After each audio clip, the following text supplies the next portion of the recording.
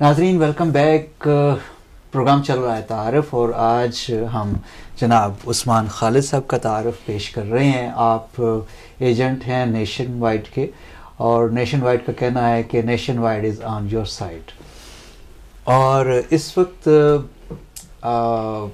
हम उस्मान खालिद साहब से, जैसे कि ये इन्होंने बताया कि ये auto, home, business, life insurance करते हैं, मैं इनसे ये पूछता हूँ कि इंश्योरेंस क्यों ज़रूरी है? क्या इंश्योरेंस के बगैर काम नहीं चल सकता? आपने अलग अलग बताना है कि ऑटो को ले लें या होम को ले लें, तो इन सब को बताएं कि क्यों ज़रूरी है, क्या इसके बगैर काम नहीं हो सकता? हाँ, ये हमें क्यों अदा करनी पड़ती है?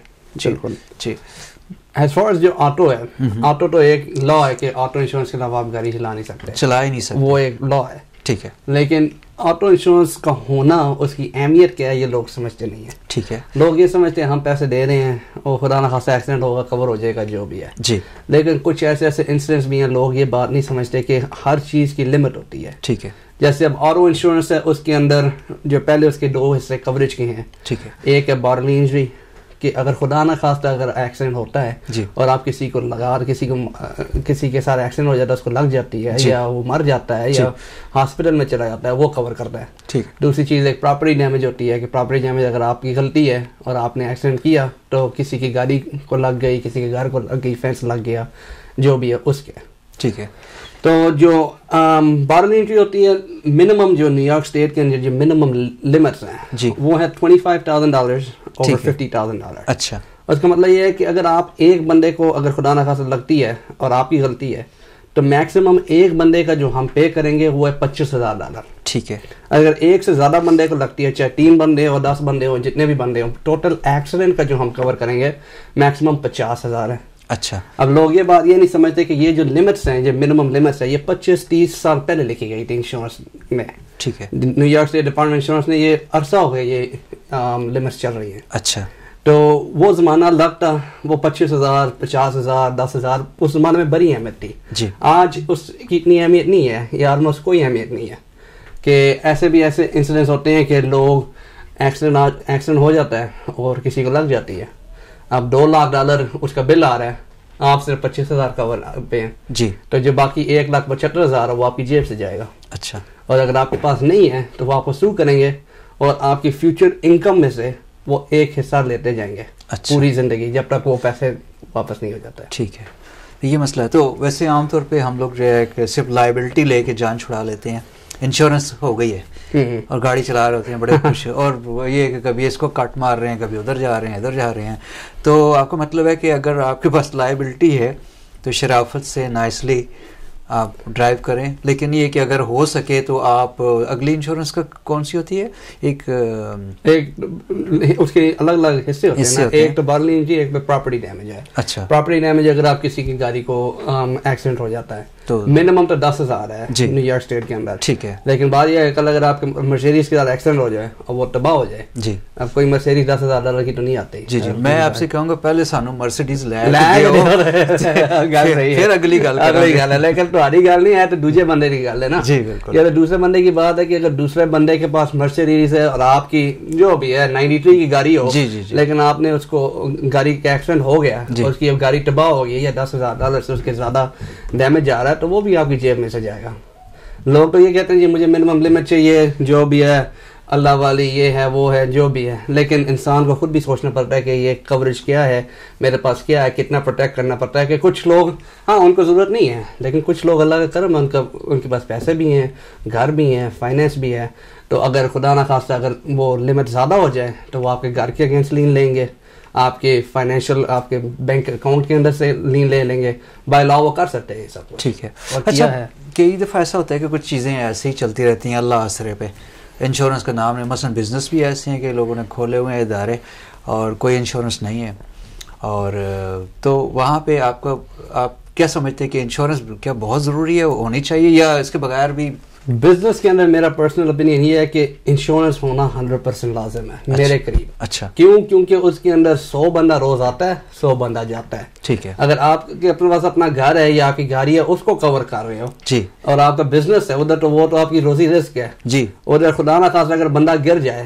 ایسے 2 مہینے پہلے ہوا, ایک بندہ تھا وہ گر گیا ایک بار برف تھی. اچھا. تو اس کی صرف بازو کو تھوڑا اسپرین آیا, تو انہوں نے $50,000 اس کو کمپنی نے اس کو پے کیا صرف اسپرین کے لیے. اچھا. کیونکہ لوئر تو ہے, لوئر جا کے پیسے بنا لیتے ہیں. جی جی. تو اسپیشلی ایسی جگہ پہ جہاں پہ لوگوں کا آنا جانا ہے, اور کچھ ایسے بزنس ہے جہاں پہ انشورنس ہونا لازم ہے. اچھا. جیسے باربر شاپ ویسے, اور ڈے کیئر وغیرہ, یہاں پہ انشورنس ہونا لازم ہے.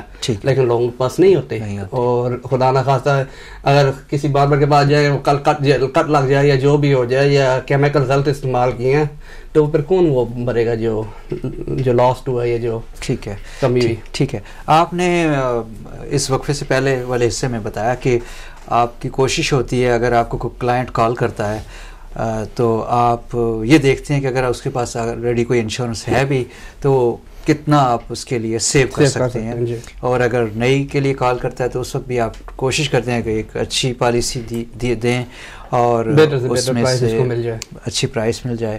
اور دوسرا آپ نے بتایا کہ آپ کی موبائل سروس ہے, آپ ایک کال آتی ہے, آپ ٹائم اسکیجول کرتے ہیں, وہاں جاتے ہیں. میری جو ایک خصوصیت یہ ہے کہ میری ایک موبائل سروس ہے. ٹھیک ہے. آپ مجھے کال کرتے ہیں, میرے نمبر آ جائیں گے آپ کے پاس, آپ مجھے کال کرتے ہیں تو میں آپ کے پاس حاضر ہو جاتا ہوں, چاہے آپ کے گھر میں یا آپ میرے آفس میں آ جائیں. میرے آفس بروکلن کوئنز میں بھی ہیں. اچھا, بروکلن کوئنز میں ہیں. اگر آپ بروکلن میں میرے آفس کے پاس نہیں آ سکتے, میں آپ کے پاس آ جاتا ہوں, ہم کسی ریسٹورینٹ میں بیٹھ کے بات کر لیں گے, کھانا بھی کھا لیں گے, کوئی بات نہیں. چائے پہ کام چلے گا؟ چائے پہ کام چلے گا, 100 منٹ چائے پہ بھی کام چلے گا, اور جو کھانا ہے وہ سارا بل ہم بھریں گے اور آپ کی انشورنس کر دیں گے. چلیں, اچھی بات ہے. اور